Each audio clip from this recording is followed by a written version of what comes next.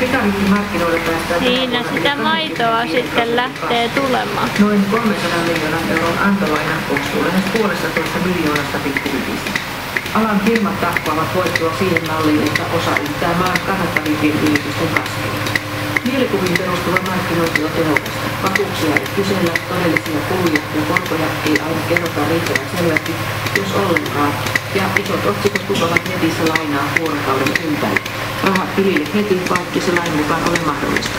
Harhautusta sanoo kuluttajaviraston lakimies Ludwig Blam.